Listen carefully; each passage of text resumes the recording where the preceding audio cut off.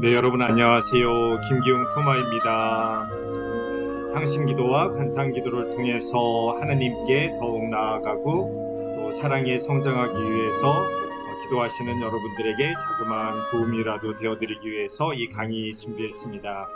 오늘도 이 향신기도와 관상기도 채널 찾아와 주신 여러분께 감사드리면서 강의 시작하겠습니다. 네, 오늘은 윌리엄 존스턴 신부님의 신비신학 제16장 하빌에 관해서 함께 이야기 나눠보는 시간 가지도록 하겠습니다. 이 16장에서는 우리의 이 항신기도, 관상기도가 하느님과 인간의 하나됨, 바로 그것을 추구하는 것이다. 그것이 어떤 내용인가 함께 살펴보는 시간 가져보도록 하겠습니다.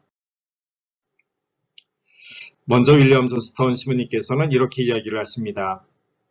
아담과 하와는 환경과 조화를 이루었고 관조적이었다. 하느님과의 친교 안에서 살면서 아담은 기쁨의 동산을 거닐며 동물들에게 이름을 지어주었다.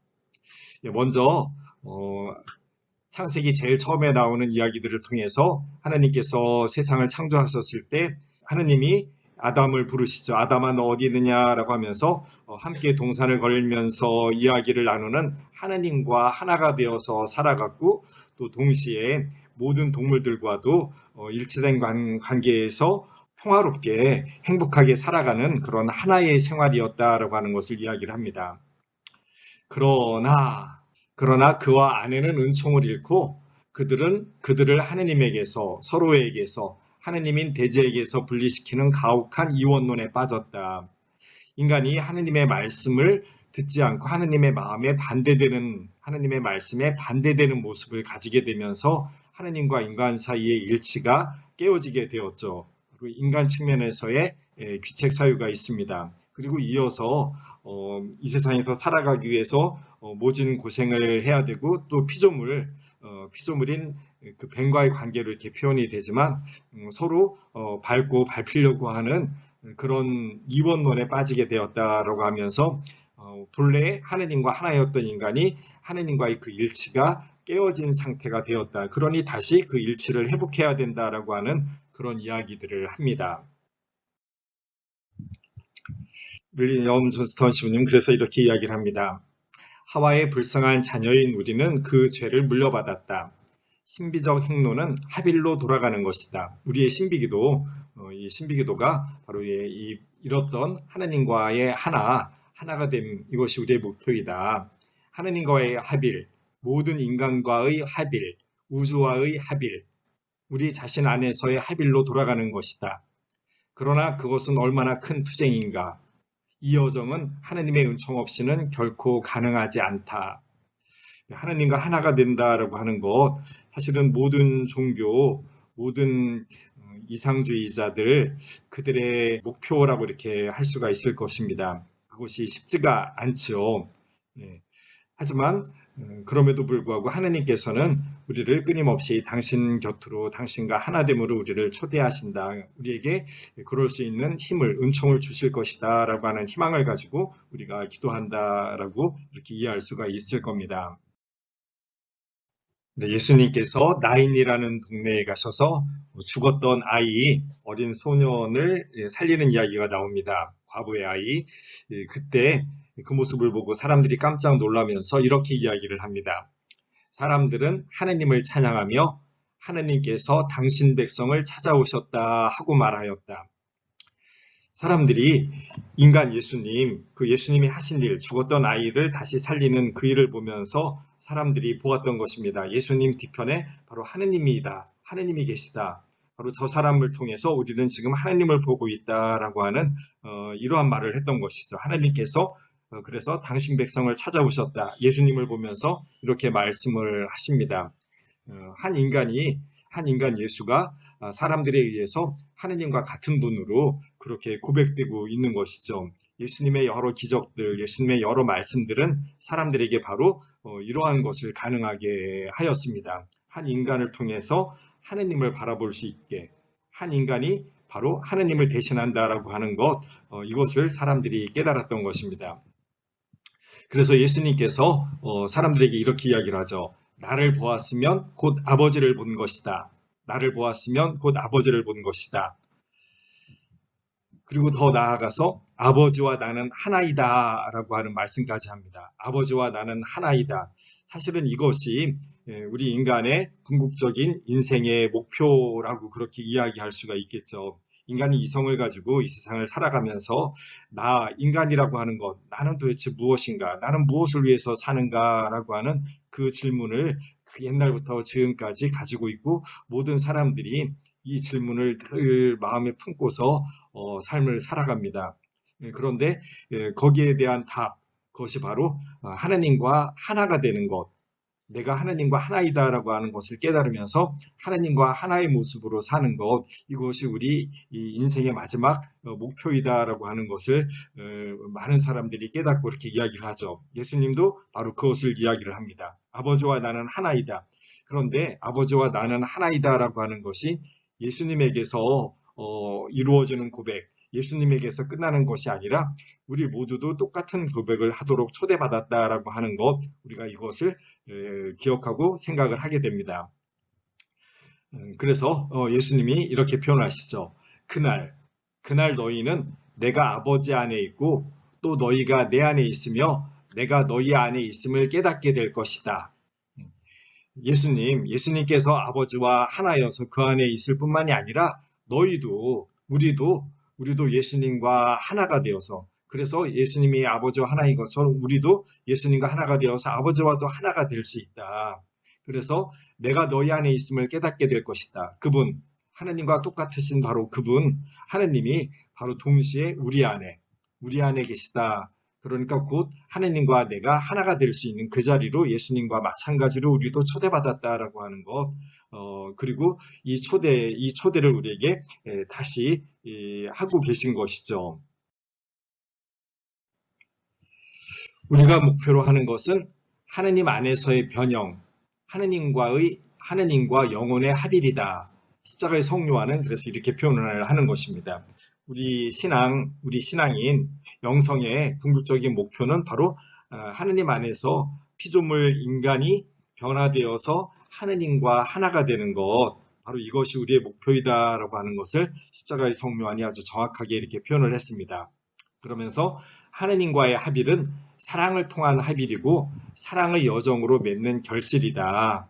다른 어떤 것이 아니라 우리가 하나님과 하나가 된다라고 하는 것은 사랑이신 하나님, 그 하나님의 사랑에 의해서 우리가 충분히 사랑을 받는 존재이다라고 하는 것을 깨닫고, 그래서 동시에 나도 하나님과 같은 그 사랑의 모습을 가지고, 그래서 그 사랑을 통해서 하나님과도 하나가 되는 이 사랑의 여정이다라고 표현을 했던 것이죠. 그래서 이 책 신비신학의 제목에서 그 제목이 부제로 사랑하기라고 하는 이름이 붙어 있다라고 하는 것을 우리가 이해할 수가 있습니다. 그것은 이어서 이렇게 나옵니다. 그것은 하나님의 은총과 인간의 자유의지에 의존한다. 하나님이 우리를 당신과 하나가 되게 우리에게 충분히 은총을 주셔서 우리를 이끌어 주신다. 그리고 우리 인간 편에서도 나도 하나님과 하나가 되고 싶습니다. 저를 도와주십시오 라고 하면서 그 길을 기꺼이 걸어가려고 하는 그런 이 노력들이 우리 안에서도 일어날 때 이것이 가능해질 것이다. 그러면서 다시 십자가의 성요한이 하는 표현, 하느님의 뜻과 상반되고 맞지 않는 것을 완전히 끊어버릴 때 영혼은 사랑을 통해 하느님 안에서 변한다. 태초에 첫 인간이 하느님의 말씀, 하느님의 뜻에 반대되어서 하느님과의 일치, 하느님과 함께 살아가는 생활에서 우리가 벗어났던 것처럼 이제는 그 반대로 우리가 하느님의 말씀, 하느님의 뜻에 일치되어질 때 그때 우리가 그 하느님의 말씀에 따라서 사는 삶, 곧 사랑의 삶을 살면서 하느님 안에서 변화되어서 하느님과 하나가 될 것이다. 우리가 바로 그 자리로 초대받았다. 우리가 그래서 바로 그런 목적으로 이런 기도를 하는 것이다 라고 하는 이것을 이야기를 합니다. 네, 그래서 이어서 십자가의 성요한이 다시 이야기를 합니다. 하느님께서 초자연적인 은혜를 내리시면 합일이 이루어져서 하느님과 그 영혼의 모든 것이 참여적 변화를 통해 하나가 된다. 그렇게 되면 영혼은 영혼이기보다 하나님인 듯 보인다. 하나님의 은총으로, 하나님의 은혜, 하나님의 은총으로 우리가 하나님과 하나가 된다라고 하는 것, 내가 하나님이다라고 하는 그런 단편적인 표현이 아니라 우리가 하나님에게로 들어가서 우리 하나님의 한 부분인 것처럼 참여적인 변화라고 그래서 이렇게 표현합니다. 하나님에게 우리가 참여해서 하나님과 하나가 되는 것이다 라고 이렇게 표현을 합니다. 그래서 우리는 이제 마치 하나님인 것처럼 하나님인 듯이 그렇게 보이게 된다 이렇게 이야기를 하는 것이죠. 나인이라는 동네에서 그 동네 사람들이 죽은 아이를 살린 예수님을 보면서 하나님께서 우리를 찾아와 주셨다 라고 이렇게 표현했던 것처럼 바로 우리들의 모습을 통해서 사람들이 하나님의 모습을 볼 수 있다라고 하는 것, 우리가 바로 그렇게 변화될 수 있다라고 하는 것을 이야기를 합니다. 그래서 예수님은 요한복음 12장 32절에서 이렇게 표현하시죠. 나는 모든 사람을 나에게 이끌어 드릴 것이다. 나는 모든 사람을 나에게 이끌어 드릴 것이다. 이것이 하나님께서 하시고 싶은 일, 예수님이 바로 우리를 통해서 이 일을 이루고 싶어 하신다라고 하는 것, 우리가 이것을 알아들을 수 있는 것이죠. 예수님이 그랬던 것처럼 우리도 하나님과 하나가 되는 자리로 그렇게 우리를 이끌고 싶어 하신다라고 하는 것입니다. 우리가 받은 이 초대에 감사하면서 우리가 이제 그런 합의를 지향하는 그런 기도들을 꾸준히 해 나갈 수 있겠죠. 그런데 하나님과의 합일이 정말 가능할까? 나를 보았으면 아버지를 보았다라고 하는 것이 정말 가능할까? 정말 그럴 수 있다라고 하는 것을 실제 이야기를 통해서 같이 한번 살펴보도록 하겠습니다. 20살 여름, 꿉꿉한 장마가 시작되었다. 에어컨 앞에 널브러져 있던 나는 고심 끝에 점심 메뉴를 떡볶이로 정했다. 태풍이 올라오니 집에 잠자코 있으라는 엄마의 말을 뒤로하고 떡볶이를 사러 갈 채비를 마쳤다. 날씨가 흐렸지만 비는 오지 않아 우산 없이 집을 나섰다. 그런데 5분쯤 걸었을까 비가 내리기 시작했다. 빗방울이 꽤 굵직했다. 금방 지나갈 소나기라 생각하며 편의점 처마 밑으로 뛰어들어가 조금 기다려보기로 했다. 그런데 망했다. 비가 점점 거세지더니 이내 온 세상이 떠내려갈 정도로 몰아쳤다. 막막한 심정으로 마냥 서 있는데 맞은편 건물 입구에서 한 할머니가 비를 피하는 모습이 보였다.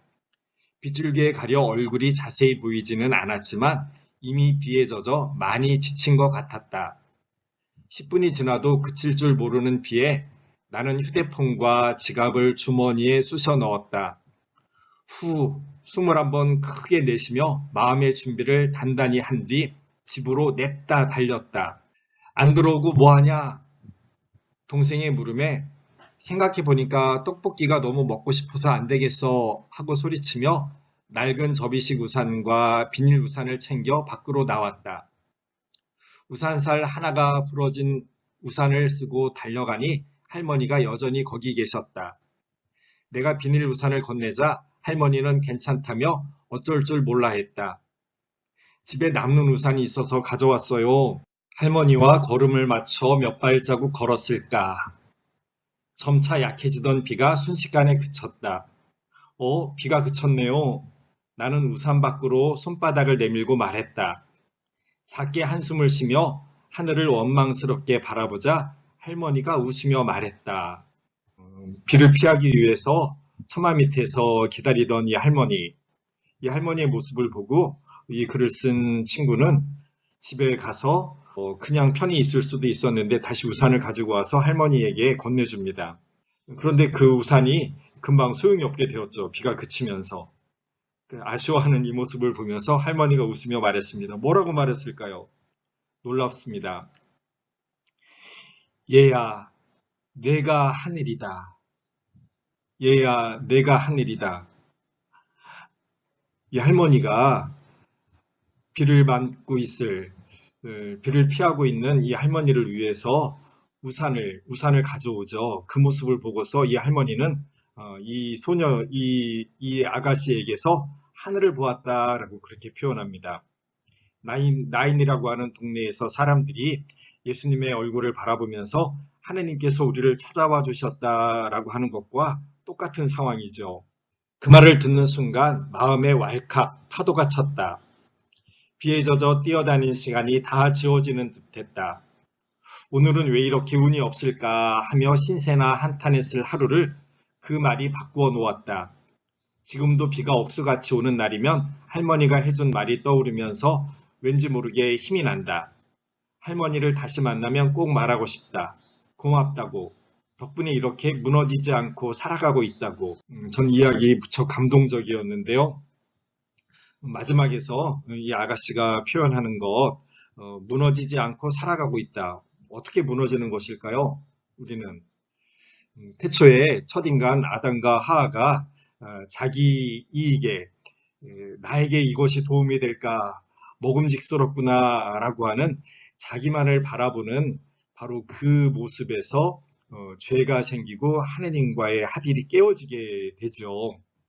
결국은 내가 나 자신만을 바라보는 것, 나의 생각, 나의 처지, 나의 상황만을 바라보는 것, 여기에서 우리는 하느님과 다른 피조물과의 관계가 깨어지게 되는 것이고 바로 그런 모습을 이 친구는 무너진다라고 이렇게 표현을 합니다. 살면서 우리가 무너질 때가 많죠. 내 자신이 이게 정말 인간인가 생각이 들 만큼 그런 비인간적인 모습을 가지게 되는데 그런 것들은 대부분 내가 나의 욕심, 나의 이기심에 빠지게 될 때 그때 내 삶이 나의 인간성이 무너지는 것을 체험하는 것이죠.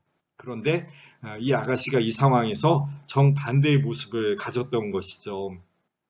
그냥 비 맞고 막 한 5분 정도 되는 거리 비 맞고 집으로 막 달려와서 투덜투덜 거리면서 비 맞고 떡볶이도 못 사오고 점심도 제대로 못 먹게 되었다라고 하면서 투덜거릴 수 있었을 텐데 그런데 그 상황에서 이 친구는 자기 자신의 처지가 아니라 비를 피해서 처마 밑에서 비 그치기를 기다리고 있던 할머니의 모습, 그 할머니의 모습을 바라보게 되고 그 할머니의 모습을 기억을 하면서 내가 굳이 우산 하나를 더 들고 다시 빗속을 지나서 그 할머니에게로 가서 우산을 건네줍니다. 나에게 무너지지 않고 힘들게 나의 수고로움을 그 안에 담아서 저 사람에게 가서 사랑을 건네주죠. 그리고 그때 그 할머니는 나에게 이렇게 이야기를 했습니다. 얘야, 내가 하늘이다. 이 할머니는 이 아가씨의 그 자그마한 사랑을 바라보면서 이 아가씨의 사랑을 본 것이 아니라 그 뒤편에 담겨져 있는 큰 하늘, 바로 하느님의 모습, 예수님의 모습을 보았던 것이죠. 그것을 고백을 했던 겁니다. 예수님만이 아니라 바로 나에게서도 다른 사람들은 예수님을, 하느님을 알아볼 수 있다. 바로 우리는 이 자리로 초대받은 것이다 라고 하는 것이죠. 이 모든 것을 가능하게 해주는 것은 나의 수고로움, 나의 희생이 들어가는 사랑이 있었기 때문에 가능했던 것입니다. 바로 우리가 기도를 통해서 이 관상기도, 향신기도를 통해서 하느님에게서 은총을 기다린다라고 한다면 그 은총은 바로 하느님의 사랑의 은총이죠.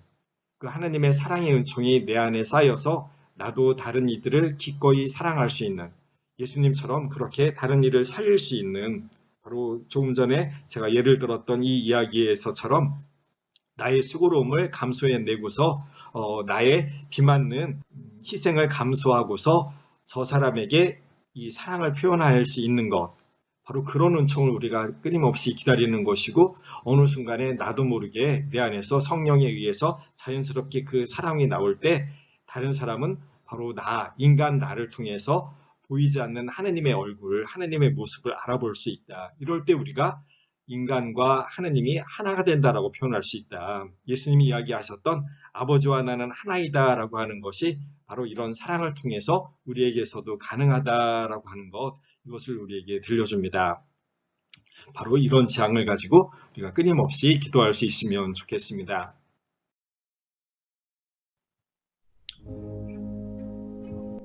네, 오늘 신비신학 제16장 합일이라고 하는 제목으로 함께 우리가 살펴보았습니다.